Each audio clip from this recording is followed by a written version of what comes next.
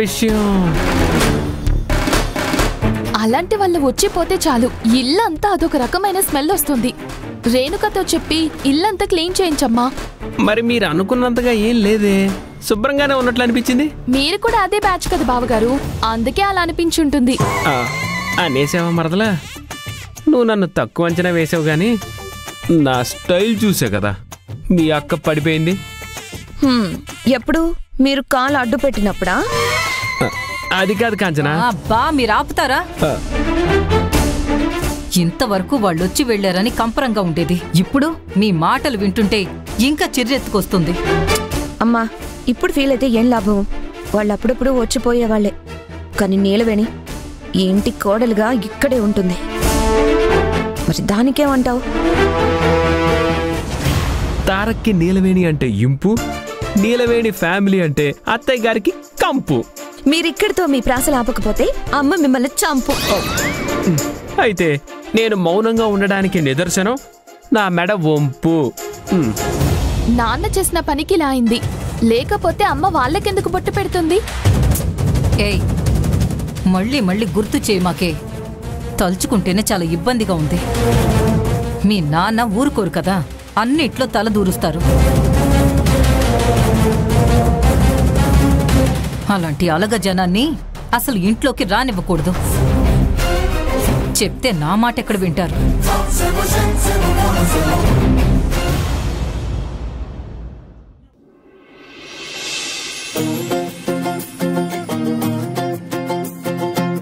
నిలవేణి, నిలవేణి,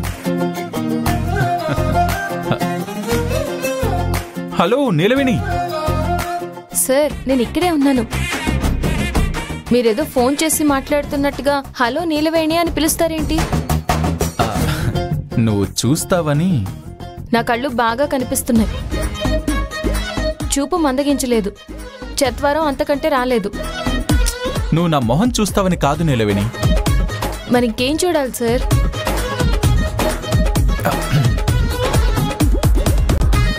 sir మిమ్మల్నే మెలికలు తిరుగుతున్నారేంటి? ఈ డ్రెస్ చూడవేంటి నిలవేణి? ఈ డ్రెస్ చూసి కూడా కాంప్లిమెంట్ ఇవ్వవా? బాగానే ఉంది. నిలవేణి ఏమైంది సార్, మరీ అంత గట్టిగా పిలిచారు? నేను పక్కనే ఉన్నాను కదా. నేనింత మంచి డ్రెస్ వేసుకుని వస్తే బాగానే ఉందనేసి అంత సింపుల్ గా చెప్తావేంటి? అందుకే అరిచాను. సార్ ఇప్పుడు మీరు ఈ డ్రెస్ ఎందుకు వేసుకొచ్చారు అని పొగుడుతూ కూర్చోమంటారా ఏంటి? అలా అనుకుంటే 10 నిమిషాలు ఆగండి, పని పూర్తి చేసుకుని వస్తాను. నేను నిన్ను నన్ను పొగడమని అడగట్లేదు, ఇది మీ నాన్న తీసుకొచ్చిన డ్రెస్. అల్లుడికి మామయ్య ప్రేమతో తీసుకొచ్చిన డ్రెస్ వేసుకుంటే నువ్వు ప్రేమగా ఓ 2-3 మాటలు మంచిగా చెప్తావు అనుకున్నా. అందుకే రెడీ అయి వచ్చాను. చూడండి సార్, డ్రెస్ బాగుంది, కానీ అందుకు తీసుకొచ్చిన కారణం అయితే బాగోలేదు. నాకు అర్థం కాలేదు నిలవేణి. అర్థం కాదు సార్, నేనెందుకు ఇలా అన్నానో నిదానంగా ఆలోచిస్తే మీకే తెలుస్తుంది. నాకన్ని తెలివితేటలుంటే నిన్నెప్పుడో ఇంప్రెస్ చేసి పడేసేవాడిని కదా. మీరేం పడేనక్కర్లేదు, కళ్ళు తిరిగి పడిపోయేలా చేశారు కదా. అందుకేగా మా నాన్న వాళ్ళు గొప్ప సంబరంగా భావించి సారె పట్టుకొచ్చి మీకు బట్టలు పెట్టారు. బట్టలు బాగుంటాయి, కానీ మీరెంచుకున్న పద్ధతే బాలేదు అంటున్నాను. నువ్వలా అంటే నాకేం చెప్పాలో తెలియట్లేదు. సార్ మీకన్నీ తెలుసు, నాకేం తెలీదని మీరు చాలా నేర్పించారు.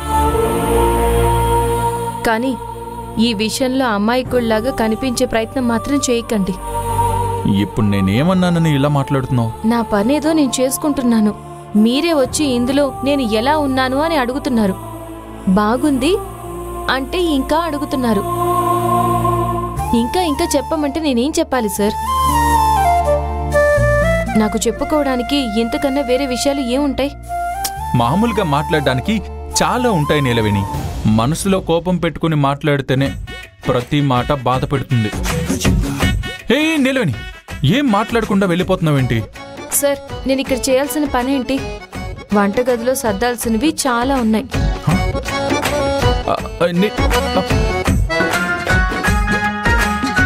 ఈ అమ్మాయికి నా మీదున్న కోపం పోయేలా ఎలా చేయాలి?